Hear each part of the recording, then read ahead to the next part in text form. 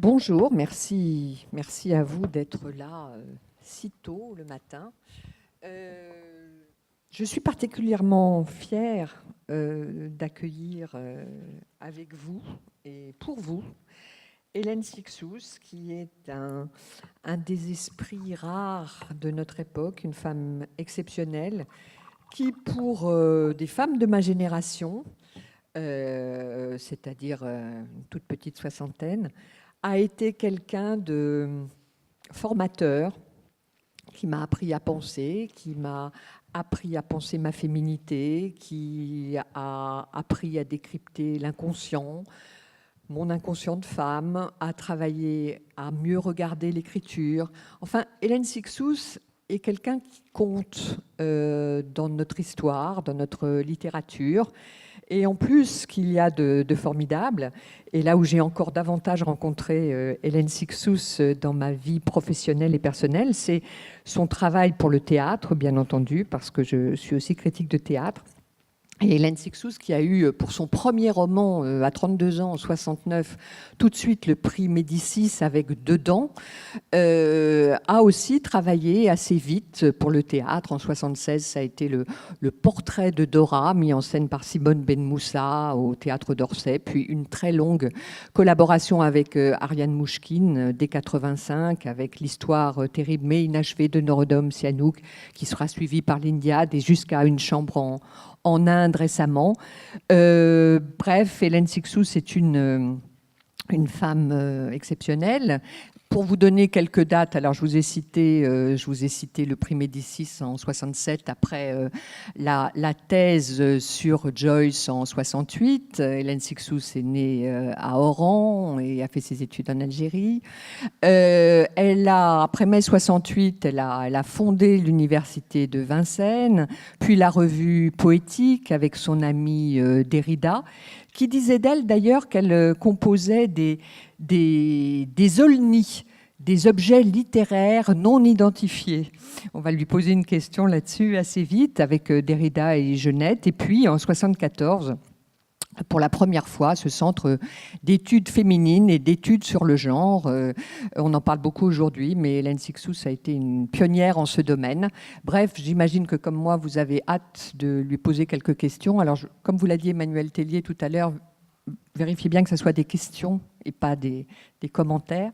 Donc, première question, Hélène Cixous, est-ce que votre œuvre est aussi inclassable et non identifiée que le disait votre ami Jacques Derrida, avec qui vous avez beaucoup travaillé? C'est vrai que vous êtes, il me semble, davantage reconnu aux États-Unis, par exemple, qu'en France. Alors, comment vous expliquez ça? Ça, je sais pas, c'est pas une question littéraire, ça. Je pense que c'est un sort assez commun. Il n'y a pas que moi à qui arrive ce genre d'aventure. Derrida s'en plaignait énormément, par exemple. C'est une histoire culturelle. C'est la façon dont la France accueille ou marginalise ou redoute ou idolâtre ses penseurs, hein, pour utiliser une catégorie assez large. Et la façon dont les États-Unis, qui sont des lanceurs, pas seulement d'alerte, hein, mais des lanceurs de force, de pensée, etc., n'ont aucune inhibition, c'est-à-dire se hâtent vers la nouveauté, vers l'innovant, pas dans tous les domaines. Hein, parce que Trump, ce n'est pas une innovation, hein, c'est très vieux. Il y a toujours eu Trump aux États-Unis. Mais il y a toujours eu une part de la façon de s'aventurer américaine qui est hospitalière et qui n'est pas affligée par nos habituels narcissismes provinciaux, hein, faut le dire. Comment vous êtes née à l'écriture, Hélène Cixous? Par la mort, je pense. Je pense que... Enfin, je suis bien obligée de penser ça. Par la mort? Ah oui. Quand mon père est mort en 48, j'avais pas encore 11 ans, et il est parti d'un jour à l'autre en emportant avec lui le monde. J'ai eu le sentiment qu'à la place du monde, qui était grand comme ça, il y avait un abîme, et je cherchais à me faire rapidement un radeau, et je fais un radeau de papier, quoi. C'est-à-dire que j'ai eu une sorte de réaction, de fuite devant la terreur et de nécessité de fabriquer quelque chose pour survivre. Ça, c'était ma première expérience. Mais toutes les autres, tout ce qui a suivi ensuite m'a confirmé que j'avais besoin d'un autre monde, d'un monde autre. Et il était accessible en plus, parce que c'est pas cher d'écrire. Et on n'a pas besoin, c'est Robinson Crusoe, on n'a pas besoin de machines, etc. Il faut juste imaginer et avoir un crayon et du papier et un arbre pour s'isoler un petit peu. Donc on pourrait dire que la mort hante vos écrits parce que vous avez accompagné, par exemple, dans toute la fin de parcours, votre maman. Ces 10 dernières années, vous avez beaucoup écrit sur elle. Et surtout son passé à Osnabrück aussi, en Allemagne, où elle a eu une famille juive qui a été exterminée. Donc on dirait que votre œuvre est peuplée de fantômes. C'est étrange, parce qu'en même temps, c'est totalement vivant. Comment vous expliquez ce paradoxe ? Mais parce qu'on ne réagit pas par la mort à la mort, en fait. On essaye d'en faire de la vie. C'est ça, d'ailleurs, le défi. C'est avec la mort, refaire quelque chose d'autre. Hein, c'est la technique du phénix. Et ça, les arts sont là pour ça. La musique, la littérature, ce sont des parts morts. Mais moi, je n'ai pas non plus un rapport négatif à la mort. D'abord, je pense que nous sommes encore très loin d'avoir compris tous ces secrets. Et puis, je ne crois pas non plus qu'elle soit comme ça à un bout avec sa faux, qu'elle nous arrête, parce que je pense qu'il y a de la vie après la mort, ou plutôt, il y a de la vie après la vie. Et par contre, la mort, elle peut rentrer dans la vie longtemps avant de frapper, hein, et pas sous la forme de maladie non, mais parce qu'on ne vit pas. On peut très bien ne pas vivre sa vie. Et bon. Donc, une certaine expérience de notre mortalité, c'est en fait ça, hein, apprendre que nous sommes mortels. C'était d'ailleurs le propos de Montaigne. Hein. C'est une façon de se rappeler qu'il faut savoir vivre, apprendre à vivre, que c'est un art aussi. De vivre. Oui. D'où le théâtre, qui est un monde. Le théâtre, c'est moitié fantôme, moitié vie supplémentaire. Vous vous sentiez appelée au théâtre déjà, jeune fille, ou ça vous... Non. Enfin, pas au théâtre comme genre, si vous voulez. Pas au théâtre comme genre d'écriture. J'ai même pensé, jusqu'à ce qu'Ariane me propose de travailler pour le Théâtre du Soleil, je n'ai jamais pensé que j'étais un auteur de théâtre. Je pensais que moi, j'allais, par exemple, si vous voulez, mon mouvement est en profondeur. Il descend comme ça, dans les profondeurs, dans les galeries, dans les souterrains, de l'âme, de l'univers, des textes, parce qu'il y a des profondeurs, c'est ça qui est important. Et le théâtre, c'est au contraire, c'est là, c'est sur le plateau et c'est au présent. Et donc, quant à Ariane, j'avais déjà, comme vous l'avez dit tout à l'heure, j'avais déjà fait des petites pièces de théâtre sans y croire. Je me disais sur la psychanalyse, Portrait de Dora. Oui, enfin c'était sur les femmes aussi. Les femmes. Sur la grande comédie du rapport homme-femme qui m'a toujours fait rigoler. Et donc ça m'amusait beaucoup. Je me suis amusée, mais je ne me suis pas prise au sérieux. En plus, quand je voyais les conditions de travail du théâtre, la production difficile, ensuite la difficulté des relations de tous les actifs. Voilà, je me suis dit que voilà, non, je n'ai pas pensé que je serais un auteur de théâtre. C'est Ariane qui m'a absolument jetée. Alors parlez-nous de la grande comédie du rapport homme-femme, parce que vous avez été une des premières à revendiquer la différence entre hommes et femmes. Mais là, il faut que... C'est très philosophique, alors pardonnez-moi de dire une chose brève et rapide, parce qu'on n'a pas le temps. Hein. C'est pas la différence. Quand on dit la différence entre hommes et femmes, on pense en termes d'opposition. Moi, la différence pour moi, d'abord je l'appelle la DS, et donc il faut imaginer une voiture qui passe comme ça, à toute allure, elle passe. Elle n'est pas, elle passe. C'est le moment où il y a de l'étrangeté, et il y a de la différence entre tout ce qui est différent. Entre nous, entre Fabienne et moi, entre chacun de vous, entre nous, etc., entre mon chat et moi, avec qui je communique parfaitement, etc.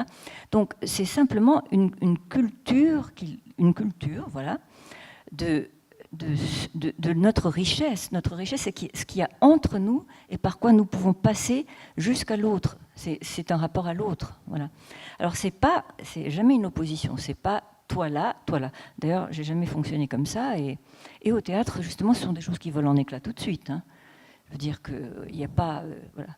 Et en particulier au Théâtre du Soleil, et sans être théorisé du tout, hein, mais si je peux dire naturellement, les acteurs, comme moi dans l'écriture, sont tout, quoi. Tout, n'importe quoi, masculin, féminin, arbre, écureuil, enfin bon, voilà. Alors, qu'est-ce que vous pensez de la théorie du genre ? La théorie du genre, si je peux dire, c'est d'actualité. Alors, il faut savoir que dans mais vous y avez travaillé très oui, tôt. Bien sûr, bien sûr. Alors, est-ce que vous pourriez nous dire ce que c'est ? Bon, c'est un peu... je ne peux pas non plus, là, sauf à... Enfin, dire ça rapidement, c'est pas très bien. C'est une option. Il faut partir de la révolte des femmes. Hein, ça commence comme ça, quand même. Hein, c'est-à-dire au début du XXe siècle, et puis ça amplie. Les suffragettes, en gros, c'est quoi ? Ah oui, ça, c'est très important. Le féminisme, voilà. Moi, je n'ai jamais dit que j'étais féministe parce que je pense que c'est une limite. Je pense que... Alors, par exemple, les États-Unis sont féministes de manière généralisée. En France, non. Voilà. Il y a une énorme différence, là, entre ces deux pays. Donc, il y a un féminisme de base qui est une solidarité politique de ceux qui sont privés de droits, donc des femmes avec les femmes, etc. Bon, ceci, voilà. Ça se perpétue. Après, il y a plein d'options différentes, de façons d'envisager les choses. Alors, par exemple, il y a l'option Simone de Beauvoir, que je n'ai jamais partagée, et qui est d'égalité. Voilà. Et où d'ailleurs, parce qu'elle n'est pas poète, elle propose comme titre à son fameux livre Le deuxième sexe, et je me suis toujours dit, pourquoi le deuxième ? Ça, c'est déjà une signature et une option. Moi, je dirais l'autre et pas le deuxième. Et puis, deuxième, c'est derrière le premier, quoi. Eh bien, exactement, voilà. Et ça, c'est un impensé. Donc, vous avez une succession comme ça, dans le temps aussi, d'analyses plus ou moins fines. Alors après, il y a eu, dans les années 70, il y a quelque chose qui s'est libéré, d'ailleurs avec Derrida et la déconstruction, c'est-à-dire que là, on n'est plus dans des positions fixes. Mais on cultive au contraire ce qui est la richesse de la vie, c'est-à-dire l'instabilité, le passage, qui, encore une fois, était déjà là avec Montaigne. Moi je descends de Montaigne. J'ai pas dû attendre le XXe siècle pour penser qu'il faut penser le passage. Hein, voilà. Alors, maintenant arrive la théorie du genre, qui est une théorie qui arrive des États-Unis, les États-Unis ayant d'abord recueilli la pensée française. C'est comme ça, hein, ça circule comme ça. Ils viennent, ils prennent la pensée française, ce que fait Judith Butler, qui a été parmi nos étudiants, qui transpose ça aux États-Unis, et là, il y a une civilisation autre que la nôtre, et où il n'y a plus de rapport à ce qui a été cultivé en France avec la psychanalyse, les questions de sexualité, de différence aussi, de jouissance dans le domaine de la sexualité. Il y a quelque chose qui est une construction, le contraire de ce que nous avons pensé ici, une construction, donc voilà, et où il est dit, et ça touche aussi à Simone de Beauvoir, il est dit, en fait, on construit son image, voilà. Donc, je peux dire, j'ai beau être née femme, ce qui ne veut rien dire, je peux construire mon genre. Ça ne peut pas être sexuel, non, c'est un genre, voilà, le genre. Vous savez ce que disait Proust, hein, j'ai aimé une femme qui n'était pas mon genre, voilà. Bon. Et c'est vrai qu'elle n'était pas son genre, mais n'était aussi pas son genre sexuel, etc., etc. Donc, ça s'articule et ça se pratique, parce que dans la réalité, les gens aux États-Unis, mais bien sûr dans les classes pensantes, parce que si vous allez du côté du peuple et des démunis, ça ne va pas là. Hein. Ceux qui restent en dehors de ces considérations qui sont assez intellectuelles, ce sont les pulsions, le fait, par exemple, l'homosexualité, ce n'est pas une histoire de genre. Vous comprenez ? C'est-à-dire que là, quand deux femmes sont ensemble ou deux hommes sont ensemble, c'est pas des histoires de genre, voilà. C'est des histoires de quoi alors ? C'est des histoires d'amour. Et effectivement, de pulsions qui sont surdéterminées, là, chacun son histoire, hein, bon, et qui peuvent être déterminées aussi par des contraires. Entre femmes homosexuelles, qu'on va appeler aussi lesbiennes, etc. Enfin, il y a plein de mots hein, pour dire ça. il peut y avoir aussi un éloignement à l'égard des hommes en tant que phallocrates, ce que moi je partagerais volontiers, hein. Pas des hommes, mais en tant que phallocrates, en tant que dominants, être violent, enfin tout ce qui caractérise la masculinité dans son dévoiement, hein, voilà. Donc il y a plein de déterminations. Mais quand c'est du côté du genre, alors après on arrive à une autre époque, comme ça, une autre période, qui est celle du transgenre, qui est dominante maintenant aux États-Unis. Il y a énormément de transgenres.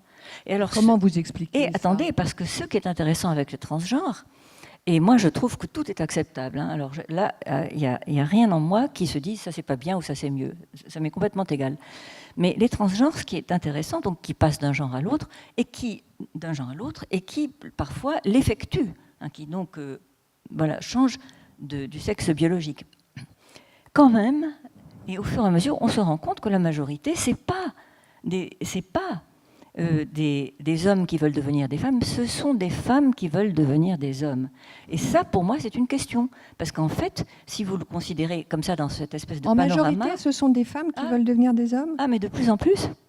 De plus en plus. Et là aussi, c'est leur affaire. Je veux dire que, bienvenue. Hein. Alors, comment vous l'analysez ? Mais c'est quand même notoire. Ça veut dire que c'est pas de l'amour des femmes. Vous voyez ? Donc il y a une longue histoire. Cette histoire, elle mérite d'être étudiée. D'ailleurs, si vous me demandez d'en parler, c'est parce que nous, en France, on est un peu, dans la majorité des situations, on est un peu dépassé. On n'a pas encore fait le point sur toutes ces questions-là. Vous ne vous revendiquez pas comme féministe ? Mais si j'étais aux États-Unis, nécessairement, je serais féministe. Toutes mes copines sont féministes. Quelle différence vous faites ? Parce qu'ici, le mot féministe, il a eu des attributs et des inscriptions qui pour moi, étaient assez limitées. Hein, c'est-à-dire égalité nécessaire, mais pas suffisante. Voilà. Moi, je trouve qu'il faut aller beaucoup, beaucoup plus loin, en traversant aussi toutes ces couches et toutes ces périodes. Alors, vous avez été une des premières à revendiquer une écriture féminine. Mais j'ai toujours dit que c'était avec des guillemets. Alors, comme évidemment, c'est trop difficile de mettre des guillemets, donc moi, j'ai dit, et ensuite, j'espère qu'on va dépasser ça, parce que ça m'ennuie profondément, mais j'avais expliqué longuement, et de manière quand même assez souple, que l'écriture est toujours... quand elle est libre, et quand elle est ce qu'elle doit être, quand elle est digne du nom d'écriture, elle déborde, elle est hors bord. Proust, par exemple, il utilise le mot de démarcation en disant qu'elle va par-delà les démarcations, elle dépasse les frontières. Dans l'écriture même, dans la phrase même, où on ne sait jamais très bien si c'est au masculin ou au féminin, etc. Hein.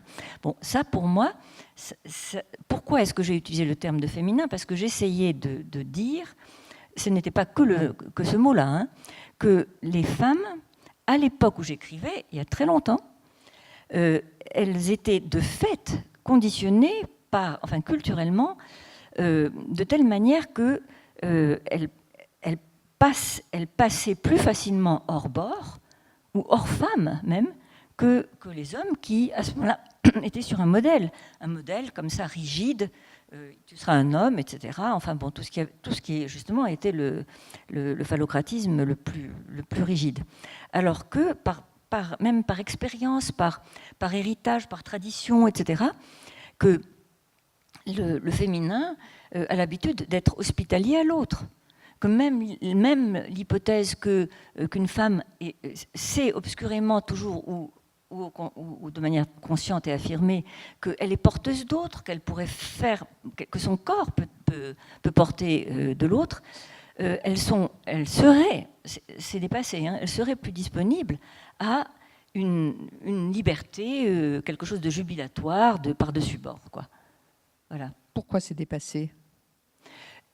Parce que maintenant, enfin ça n'est pas dépassé, enfin cette capacité, parce que je pense qu'elle est moins assignée dans le temps à, je dirais, une majorité de femmes. Les hommes sont capables de ça aussi. À l'époque où j'écrivais, où j'ai commencé à écrire ces choses-là, il fallait vraiment faire le tour pour trouver... Alors bien sûr, il y avait Proust, et bien sûr, il y a toujours eu... Les plus grands écrivains français ont toujours eu une écriture de ce genre.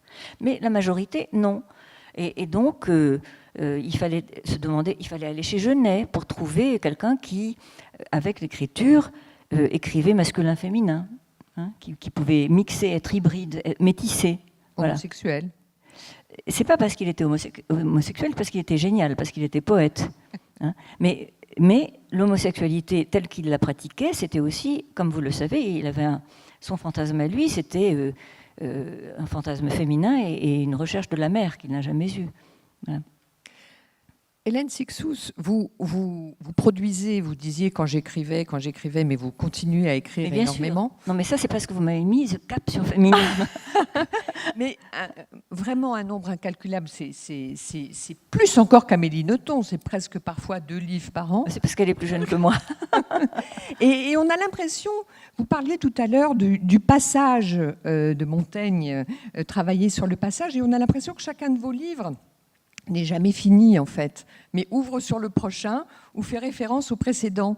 Alors, expliquez-nous ce parcours, cette volonté, avec une écriture qui plonge à la fois dans l'inconscient, la mythologie, dans les souvenirs personnels, comme dans le collectif, parce que vous êtes aussi, comme vous l'avez dit, une militante de gauche très farouche. Donc tout ça, quelle conception vous avez de l'œuvre littéraire? D'abord, je pense que vous avez raison, c'est sans fin. Je pense que les livres qui m'intéressent et que donc j'essaye moi aussi de créer, ce sont des livres, comme je dis, qui se sauvent. Ils se sauvent. C'est-à-dire que vous les suivez, vous vous dites, et alors ça finit comment? Mais non, mais le livre est allé plus loin. Et bien sûr que le livre va toujours plus loin que moi. Moi qui ai écrit sous la dictée du livre, parce que c'est le livre qui commande. L'auteur. Comment ça, c'est le livre qui commande? C'est le livre qui commande. C'est pas l'auteur. L'auteur n'est pas maître. Hein. L'auteur. C'est pour ça que je prends toujours Montaigne comme exemple, parce qu'il est notre modèle à tous. C'est-à-dire qu'il écrit, il commence quelque chose, ça n'a jamais fini. Un essai, ce n'est qu'un essai. Et puis il y a le suivant, puis un autre, etc. Et alors là, je me permets de dire que quand on est un écrivain, quand on écrit, voilà, et que c'est indissociable de sa vie, il n'y a aucune raison de s'arrêter d'écrire. C'est comme si on vous disait « arrête de respirer ». Les grands écrivains français ont tous écrit jusqu'à leur dernier jour. Et il n'y a aucune raison pour que ça s'arrête. Là, si, il y en a. C'est que l'éditeur vous dise « stop hein ». Bon, mais en fait, je pense que les éditeurs, quels qu'ils soient, quand ils sont devant un phénomène d'écriture, ils ne cherchent pas à l'arrêter. Mais alors, vos grandes thématiques, ce sur quoi vous creusez sans arrêt, c'est... Pardon ? Vos grandes thématiques, ce sur quoi vous creusez sans fin. Je ne sais pas si j'ai des thématiques. Je sais que je cherche. Je suis... D'abord, quand je vous ai dit que le livre, pour moi, conduit, c'est qu'en fait, le livre vient. Moi, je lui fais confiance. Je me dis, bon, j'ai besoin d'écrire, mais je ne vais pas écrire de force. Et j'attends, je vais dans mon jardin d'écriture et je me dis, il va arriver. Voilà. Bon, c'est comme un événement, il va arriver. Et en général, il arrive parce qu'il est chargé de ce grand nombre d'événements, soit explicites, soit plus souterrains, qui se sont produits autour de moi, que ce soit des événements politiques, des événements personnels, des morts, mais aussi des triomphes, ou ces derniers temps, par exemple, la résurrection du monde allemand de ma mère, qui était en réserve depuis toujours, que j'ai toujours aimé et adoré, mais qui était marginalisé, et devant qui, en fait, ma mère, tout en parce que ma mère était d'origine allemande, elle venait d'Osnabrück, une petite ville du Hanovre, et cette ville, elle a éliminé ses juifs, il n'y en avait plus du tout, voilà. Mais elle vit toujours, cette ville. Et elle est intelligente maintenant. Elle était nazie à 95% en 1928, et maintenant elle est devenue une ville de la paix, ce qui est aussi un modèle de réflexion historique. Et donc, ça, qui était une partie de ma vie, qui m'avait nourri d'aventures extraordinaires, de contes, de catastrophes absolues, de personnages inouïs qui circulent sur la face du monde, comme c'est le sort des survivants juifs de certains pays. En même temps, je ne pouvais pas y aller parce que ma mère était devant comme un ange gardien. Dans les années 90, la ville d'Osnabrück a fait un appel mondial à ces juifs qui auraient survécu. Il y en avait 10. Dont votre mère. Dont ma mère. Donc elle les a... Elle ne voulait pas y retourner à Osnabrück? Elle y a été avec ma tante, sa sœur, qui était elle aussi, comme ça, dans une épopée. Et elles ont réfléchi, elles ont fait un conciliabule dans toutes les langues, parce qu'elles ne savaient jamais très bien si elles parlaient allemand, anglais, français, etc. De temps à autre, je leur disais, mais parlez allemand, je veux que vous parliez allemand. Toc, elles se mettaient à parler allemand, mais c'était de l'anglais. Bon. Et là, elles ont conciliabulé, si je peux dire, et puis elles y sont allées, de manière qui, pour moi, était héroïque-comique.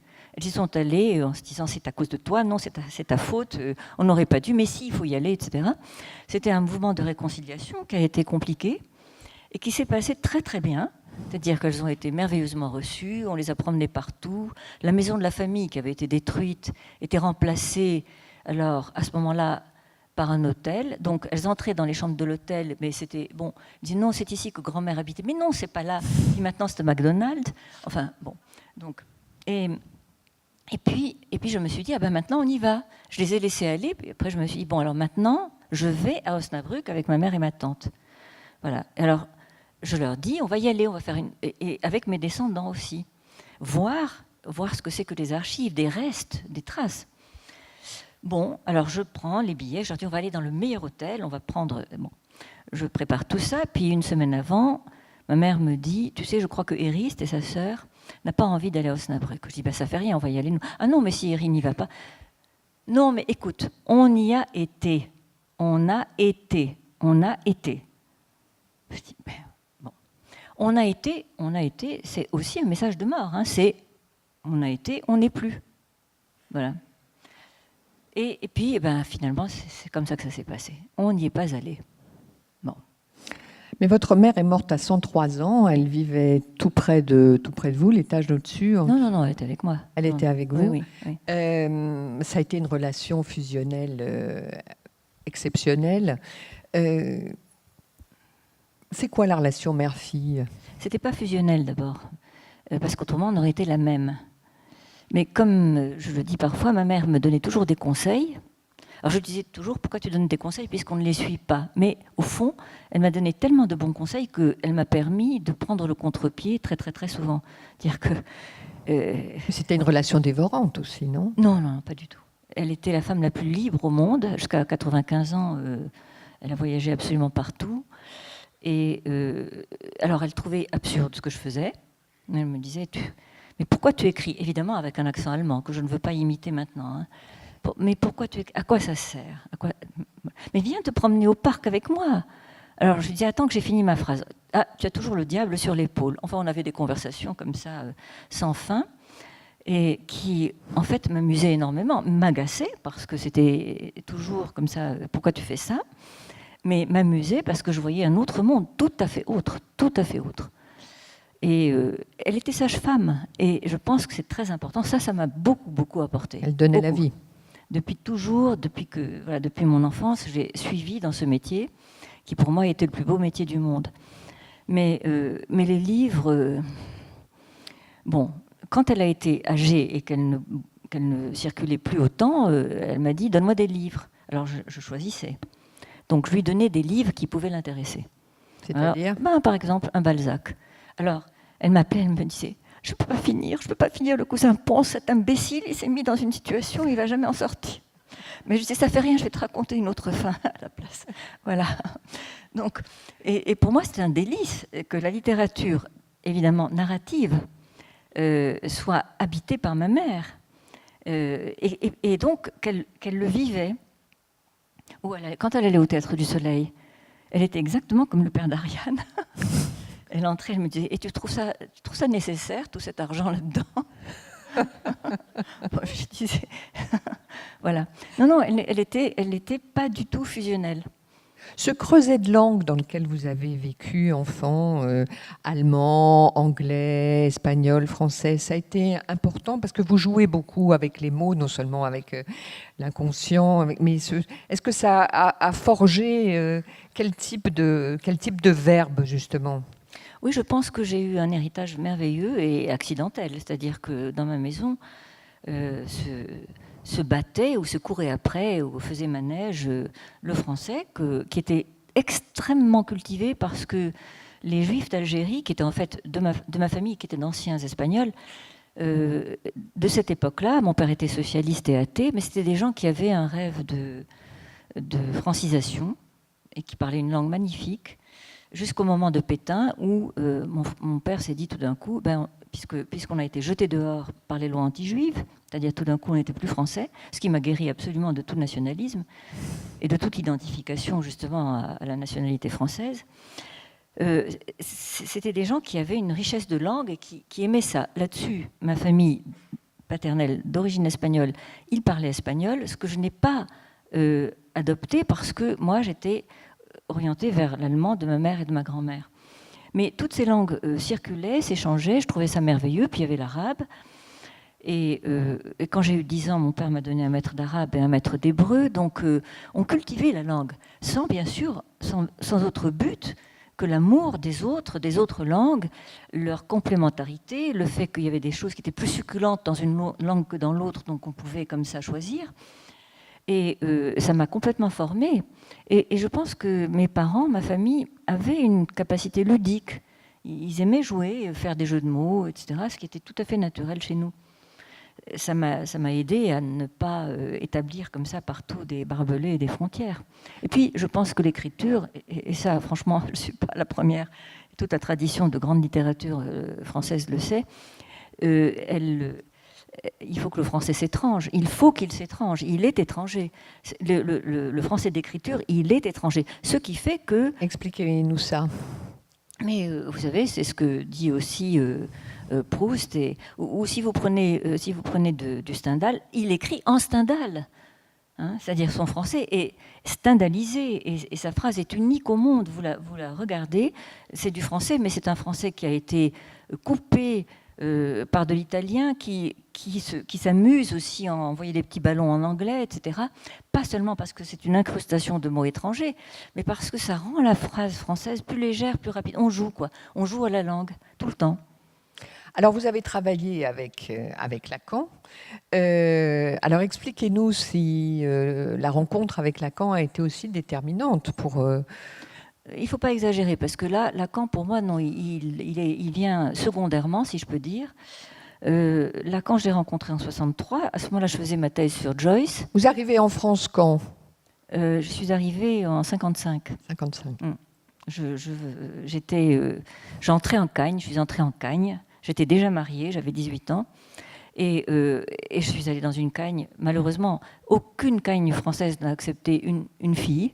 Donc, je suis allée dans une Cagne de garçons. Voilà. Et puis, tout a commencé comme ça. Voilà. J'ai ouvert les portes de la Sorbonne et je me dis, oups, je me suis trompée. Ce que ça sent ici, c'est-à-dire la mauvaise odeur, c'est pas ce que je croyais en Algérie, c'est-à-dire les racismes virulents, les antisémitismes, etc. C'était la misogynie. Partout, on me regardait comme ça, on me disait, tu fais quoi là ? Mais il y avait Sèvres et Ulm, non ? Il n'y avait pas de... Ah, mais tout était séparé, bien sûr. Mais surtout, il y avait un avilissement des femmes généralisé que je n'avais pas perçu en Algérie parce que ce n'était pas primordial, ce n'était pas le premier des combats, même si les femmes étaient traitées de la même manière. Mais là, même quand j'ai voulu faire une thèse sur Joyce, on m'a dit « mais de quoi vous vous mêlez ?» Bon, j'avais 22 ans, j'étais agrégée, et tout le monde m'a dit « mais non, bon, je ne sais pas si c'est tout juste si on m'a pas dit aller faire une thèse sur George Sand. Hein. Bon. J'aime beaucoup George Sand. Oh, mais moi aussi. Mais c'était féministe. Voilà. Et donc, je faisais ma thèse sur Joyce, qui n'était pas connue du tout. Il n'y avait rien encore comme travaux sur Joyce en France. Moi, j'étais angliciste de formation. Donc, moi, Joyce, je lisais. Vous étiez agrégée d'anglais ? J'étais agrégée d'anglais. Et des amis qui étaient les amis intimes de Joyce, les Jolas, Eugène Jolas et sa femme Maria, qui avaient, dans les années 30-40, avaient fondé une revue d'avant-garde extraordinaire qui s'appelait Transition. Alors Maria Jolas m'a dit on a un ami qui est psychanalyste et qui voudrait qu'on lui explique ce que c'est Joyce. Voilà. Et c'était Lacan. C'est comme ça que j'ai rencontré Lacan chez les Jolas. Et j'ai commencé à lui expliquer ce que c'était Finnegan's Wake, etc. Il n'était pas en plus anglophone.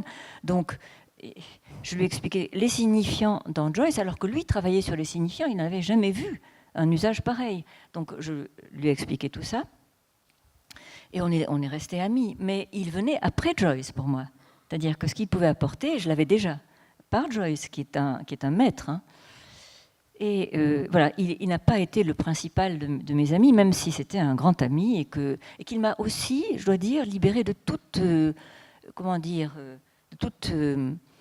attirance excessive pour la psychanalyse, parce qu'il me disait toujours, mais qui t'a analysé ? Alors je disais, mais personne. Mais si tu es analysé, c'est évident. D'ailleurs, il a parlé... Vous n'avez pas fait de psychanalyse ? Non, mais la littérature m'a analysé comme ça, j'étais persuadée du contraire. Bah oui. Mais c'est ce que pensent les analystes. Et donc je me suis dit, puisqu'ils pensent que je suis analysée, je le suis. Voilà. Donc j'ai pas besoin. Par contre, de la psychanalyse, alors, en lire, j'ai toujours fait, mais je me suis toujours amusée avec ça. Mais franchement, je crois justement... Mais pourquoi vous n'en avez pas fait ? Parce que je l'avais déjà faite.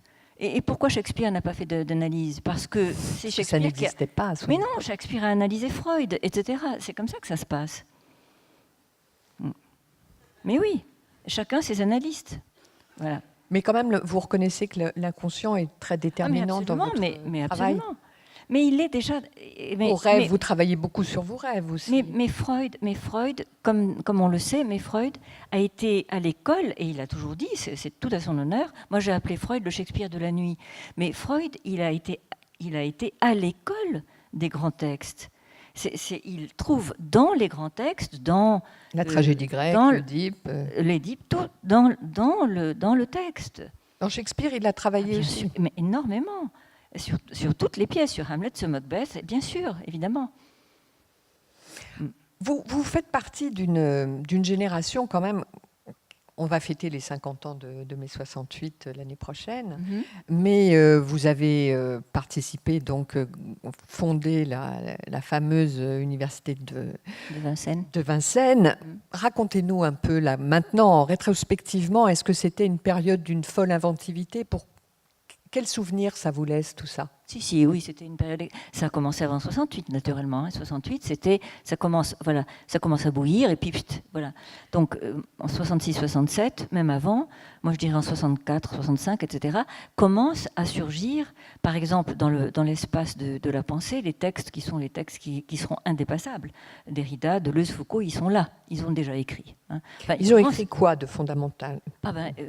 Derrida a écrit la grammatologie, tout ça, ça sort tout de suite. Foucault aussi, il est en train de travailler, Deleuze aussi. Ils ont écrit leur premier texte dans les années 60. 68, c'est la fin. Hein. Ça ne veut pas dire que c'est eux qui ont été à l'origine du mouvement. Mais par contre, c'était une époque de droite, ultra réactionnaire, bourgeoise, même ridicule, quoi. Et à l'université, que je découvrais, comme la Sorbonne, c'était à tomber par terre, quoi. C'était tellement ignorant, ignare. Expliquez-nous ça, parce qu'on ne se souvient pas forcément. Par exemple, moi, quand j'ai fait ma thèse, donc, avec un homme admirable, que je cite, parce que c'est Jean-Jacques Mailloux, c'était un grand résistant, c'était un homme extraordinairement cultivé, mais quand j'ai fait ma thèse, j'ai parlé de Lacan, de Derrida, etc. C'était à ce moment-là, en 65-66. Il m'a dit, mais c'est quoi ça ? Alors, je lui explique, comme j'avais fait avec Lacan, etc. Bon. Alors, il me dit, non, c'est impossible. Alors là, on passera jamais. Il m'aimait beaucoup, il me soutenait énormément. Il me dit, non, il faut faire une thèse sorbonnarde. Bon. Et c'était général. Même les gens les plus libéraux, les plus ouverts, s'arrêtaient vraiment au XIXe siècle. Et donc, dans les universités, on avait, 100 ans de retard. Freud, évidemment, jamais. C'était banni, impossible même de prononcer le mot d'analyse.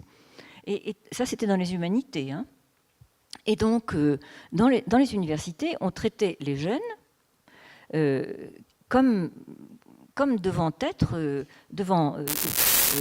user leurs culottes, comme si c'était des culottes de Proust, mais non, quoi. Et à ce moment-là, ça bougeait beaucoup. Moi, j'ai été nommée à Nanterre très tôt, en 67, comme prof, puisque Nanterre était une antenne de la Sorbonne. Je suis arrivée. De littérature anglaise ? De littérature anglaise. Et j'en suis tombée par terre. C'était pire que la Sorbonne. C'était une prison. Nanterre ? Ah, c'était pire. À la Sorbonne, il y avait des dissidents. Il y avait justement mon patron de thèse et des personnes qui avaient... il y avait quelques historiens aussi communistes pour qui il ne fallait pas prononcer le nom de psychanalyse, qui étaient marxistes. Mais et au moins, ils étaient marxistes. Alors, à Nanterre, non. C'était la réaction incarnée, en plus sous forme de prison, avec une tour comme ça. Et tout à fait en haut de la tour se tenaient les conseils de l'université, où n'étaient admis que les rangs A, c'est-à-dire seulement les patrons. Voilà. C'était ça, hein. Il y avait un représentant des grades inférieurs, qui était un communiste d'ailleurs, avec un petit béret, et qui avait seulement le droit de rouspéter une fois que toutes les décisions avaient été prises par les A, qui étaient de nobles réacs, à part 2 ou 3 personnes que j'ai connues à ce moment-là, dont Lyotard, et qui sont venus finalement ensuite du côté des nouvelles universités. Alors, comment les travaux de ces grands intellectuels que vous citiez ont pu influer un peu ? Ils n'ont pas influé. Et je pense que c'était l'état d'esprit de cette génération, qui était une génération, à ce moment-là, hein, qui était une génération qui commençait à se dire que De Gaulle, ça suffisait. Qui se rendait compte qu'on ne pouvait pas toujours être chez grand-père, qu'on était dans une époque qui devait dépasser, qui devait aller beaucoup plus loin que tout ce qu'on avait connu. Une époque qui déconstruisait en même temps complètement. Oui, oui, et qui se disait que c'était... Alors, libération sexuelle. À Nanterre, par exemple, c'était des dortoirs séparés, les filles ne devaient pas aller chez les garçons et vice-versa. À 10h, on éteignait, etc. Enfin bon, des trucs qui étaient aberrants. Et les jeunes étaient prêts à tout casser, sauf qu'on n'a pas imaginé l'ampleur que ça prendrait. Moi, je l'ai vu parce que j'y étais. Mais sinon, on n'imaginait pas que ça deviendrait national et international. Mais il y avait aussi des modèles à l'étranger, hein, parce qu'on avait les États-Unis déjà qui explosaient, etc. Il est temps de passer la parole aux spectateurs. Est-ce que vous avez des questions à poser à Hélène Cixous ?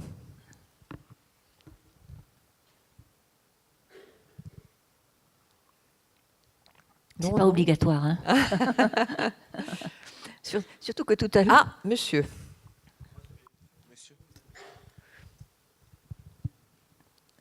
Bonjour. Vous avez parlé à plusieurs reprises de Proust. Je ne vous vois pas. Hein, parce je suis là. Ah. Il lève le bras, le monsieur. D'accord. Je me lève même. Bonjour, enchanté. Vous avez parlé à plusieurs reprises de Proust et je voulais juste savoir qu'est-ce qu'il vous avait apporté dans votre devenir d'écrivain, en fait. Ben, écoutez, c'est pas lui qui m'a apporté, c'est Joyce. Je tiens quand même à le redire, parce que comme j'ai travaillé sur Joyce quand j'avais 20 ans, c'était mon moment de formation, si je peux dire, et comme Joyce a fait sauter absolument toutes les idées reçues, et qu'on ne peut pas aller plus loin que ce qu'il a fait, ça m'a quand même permis de commencer très au-delà de ce qui était finalement très sclérosé, et aussi qui était ordonné par la narration. C'est-à-dire qu'avec Joyce, j'ai été d'emblée au-delà de la narration, et ça, je dois vous dire que pour moi, c'est absolument vital. Même si j'adore les romans français, mais je les adore quand ils sont en leur siècle, en leur temps. Mais je pensais qu'on était à une époque où on était bien au-delà, justement, enfin, pas au-delà, pas mieux, hein, mais de même que la technologie avance à toute allure, de même l'écriture, la littérature, etc., avance aussi dans ses formes. Et c'est Joyce qui m'a apporté ça. Proust, pour vous dire la vérité, je l'ai lu, en fait, avec mécontentement pendant assez longtemps, parce que j'étais encore dans une sorte de, je dirais, d'enfance ou de naïveté, où je demandais aux écrivains des contes politiques, etc. Bon, je ne pouvais pas m'en empêcher. Et alors, chaque fois qu'il y avait un salon chez Proust, je me disais, c'est pas pour moi, je m'en vais. J'ai pas envie de cette société, j'ai pas envie de ces pseudo-aristocrates, de ces snobs, j'arrivais pas, si vous voulez, à goûter ni l'humour de Proust, ni comme ça son aventure, sa société me rebutait. Et donc, quand je lisais du Proust, je devais découper, je passais par des encoignures, bon, où j'allais du côté des grands moments extraordinaires où il s'en va comme ça dans l'imagination de ces homosexuels. Mais sinon, voilà. Et donc, je sentais que je n'étais pas une folle de Proust. Jusqu'au jour où ayant suffisamment vieilli, je me suis dit, foin des enjeux sociaux et politiques, regardons justement le peintre est évidemment absolument génial, on lui doit énormément, et aussi dans la langue. Il a fallu que je mette de côté la société, mais encore une fois, je ne me vante pas de ça, hein, je trouve que j'avais tort. Mais pour revenir au génie absolu de la langue qu'il a, hein, vraiment. Une autre question ? Madame, d'abord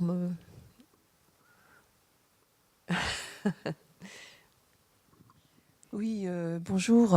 Vous qui avez cité essentiellement des écrivains masculins, je pose un peu par provocation si pour vous il y a une différence entre la littérature féminine et la littérature masculine. Quand elle est immense, la littérature, elle est ni l'un ni l'autre, elle est tout. Hein, et elle peut être aussi végétale, comme ça arrive à Proust, ou animale, comme dans Orwell. Enfin, je veux dire quoi. Bon. Maintenant, il existe, mais si je n'ai pas cité, c'est parce que j'ai mis moi-même des dizaines d'années avant d'en trouver.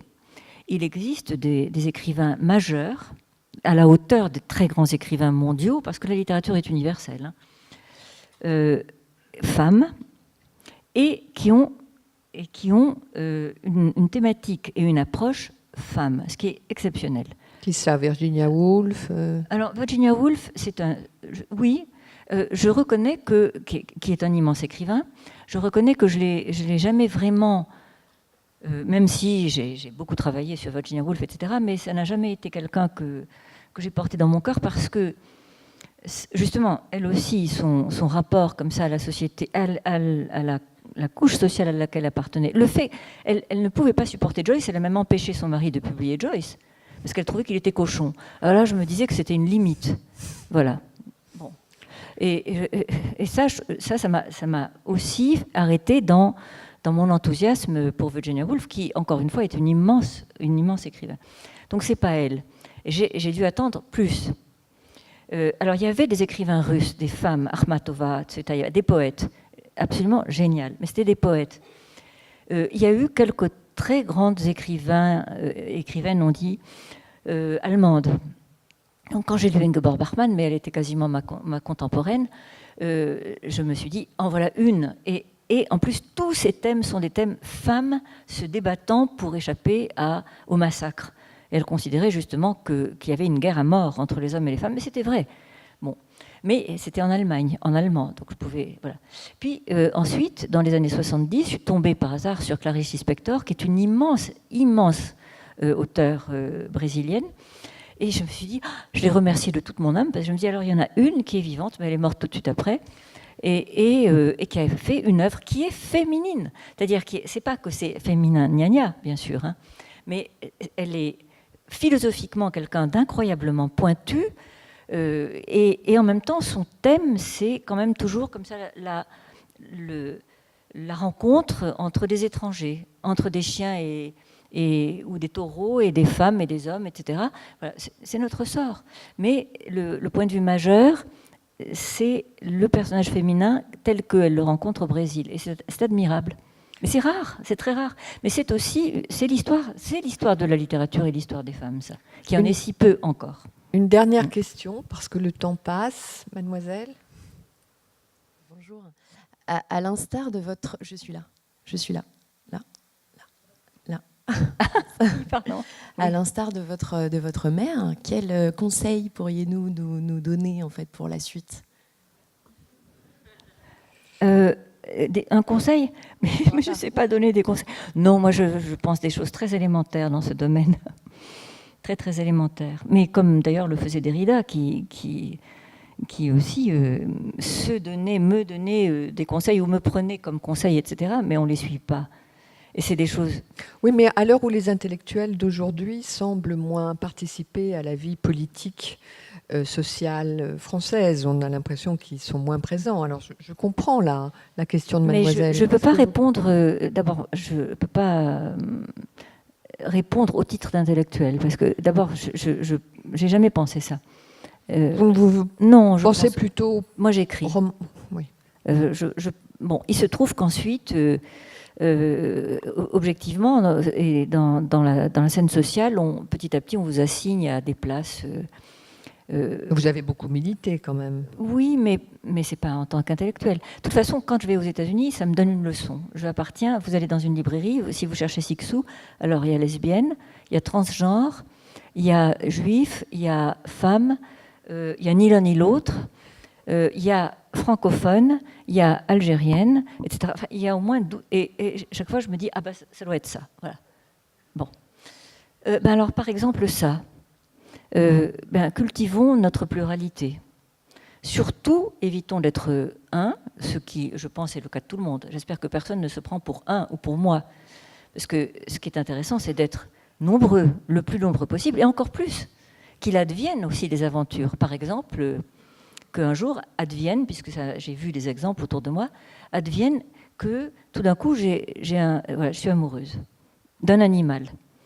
Ça veut dire que je suis animal, sinon je ne pourrais pas communiquer, et que l'animal est aussi humain. Donc ça, c'est tout ce que je peux dire, c'est que cultivons étendons-nous dans l'expérience. Maintenant, politiquement, on est dans un tel désordre et une telle confusion maintenant ici, que sauf que je sais ce qu'il ne faut pas faire, ce qu'il faut faire, je ne sais pas. La seule chose que je sais, c'est qu'il faut être sur le qui-vive en permanence.